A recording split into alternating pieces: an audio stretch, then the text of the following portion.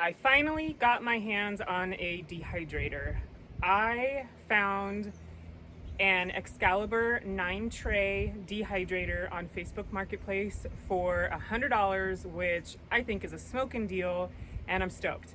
So I don't know if you remember or if you've seen the video, but I did a video on how you can create a small space or a patio herb garden, tea garden, and this is what it's looking like so far. It's been about 2 months and everything in here is doing really, really well. So what I want to do is I want to take some of this stuff and dehydrate it so that I can make these and seasoning packets for Christmas gifts. So what I have in here is back here I have some lemongrass, here I have some chamomile. I come through and I pick the chamomile every single day because once I pick the flowers, the next day it's full of flowers again. And what I do with those is I just let them sit on my counter on a paper towel for a couple days and I dry them daily, basically. Here I have some lemongrass, some chamomile, some peppermint over there, and some lavender. I have been collecting a little bit of lavender as it's coming in and drying that as well. And then over here I have 2 different sages, a thyme and an oregano. So what I'm going to do is I'm going to go ahead, cut this stuff down and give it a good wash, make sure there's no bugs or anything on it, and then spin it out and get it into the dehydrator. I'm probably going to give the peppermint and the lemongrass a nice haircut.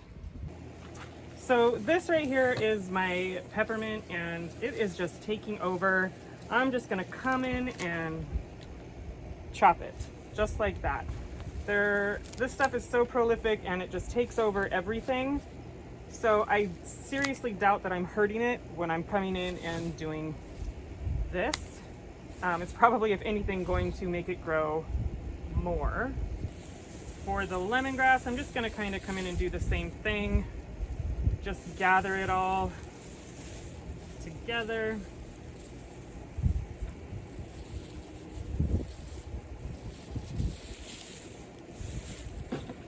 And give it a cut. So I am going to come over and kind of do the same thing with my basil. I have some basil on the other side over there as well that I'm going to pick off of. I know that there's a certain way or a certain spot that you want to cut the basil so that it keeps growing, like maybe where some new leaves are growing like this, so that it has a spot to grow. But I'm just gonna come in here and cut it. And I have 3 different types of basil. This basil right here, I'm going to make a basil blend with the blue spice and I forget what this other one is, but I'm gonna blend those 2 together, and then I'm gonna keep the regular basil as just regular basil. These little nuggets are thick. So yeah, if you've always wanted to grow a garden, go ahead and check that video out. I'll leave it up here. You can pretty much grow anything. You can just get some of these tiny little pots, not tiny, it's a 15-gallon, I think, pot off of Amazon, and have yourself, a little patio garden and grow herbs. You could probably grow a tomato in here. Actually, I know you can because I grow tomatoes in here. But yeah, these are a really good option if you don't have a lot of space to grow a garden.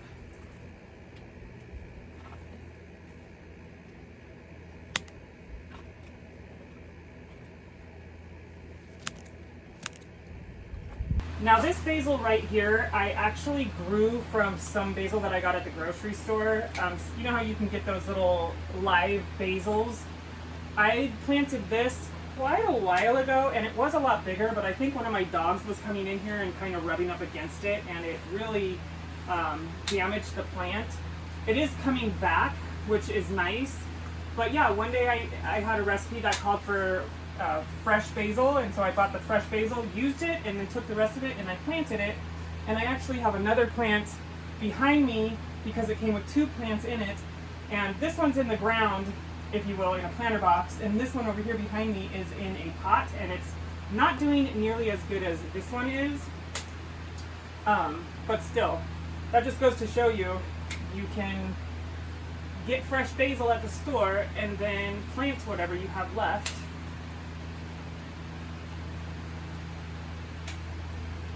And if you keep it trimmed, like if you get rid of all the flowers that are starting, it'll just keep growing. But once it goes to seed, it dies.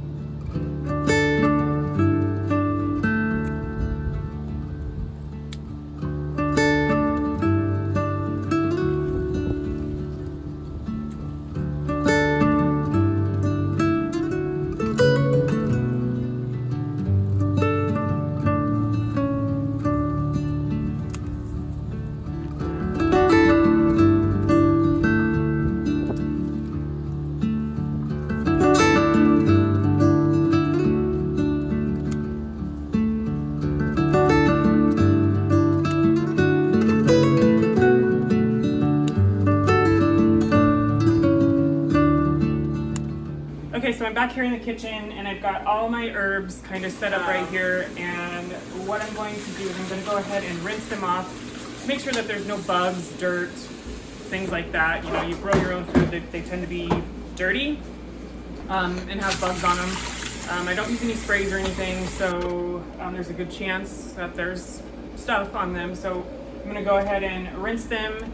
And then I'm probably going to destem my basils just because there's no reason for the stems to be in there. It'll just take longer. And then I am going to load them up on the trays. Actually, I'm going to spin them in a salad spinner to get as much of that water off as I can. And then into the trays they go.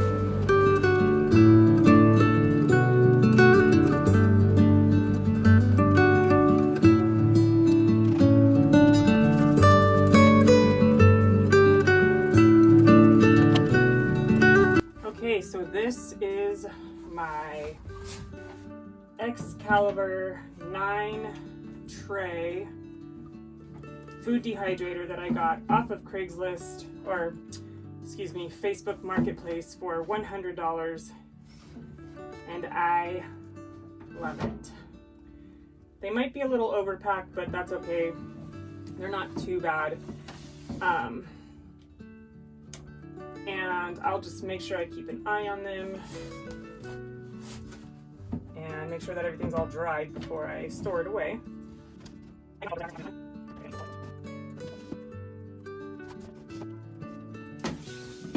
All right, now that she is all loaded up and ready to go, I'm gonna just hang this cover over the top.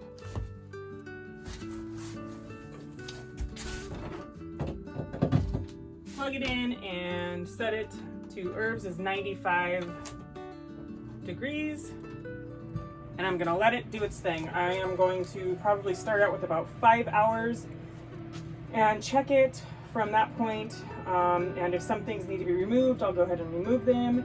If not, then I will just keep going until everything is dry.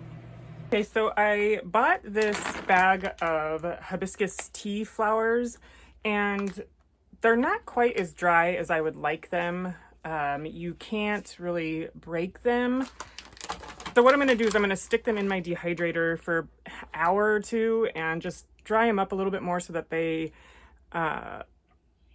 break, but they're still, I mean, they're dry, but I'd prefer them a little bit drier.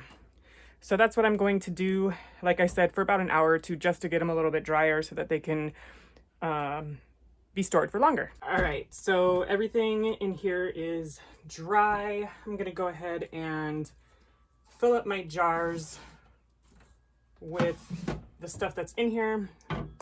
This is peppermint, but I wanna show you really quick what the hibiscus look like once they are dried.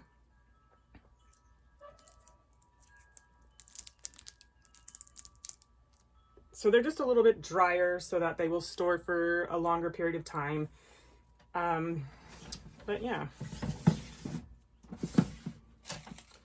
I will say basil, for some reason, takes a really long time to dry, like longer than a lot of the other things that I have going on in here.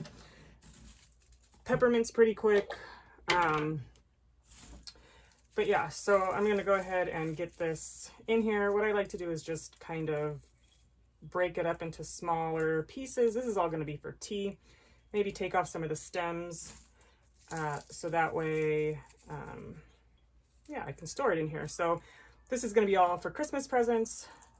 And yeah, I can't wait to put this stuff together. While I'm doing this, I'm just going to say thank you so much for watching.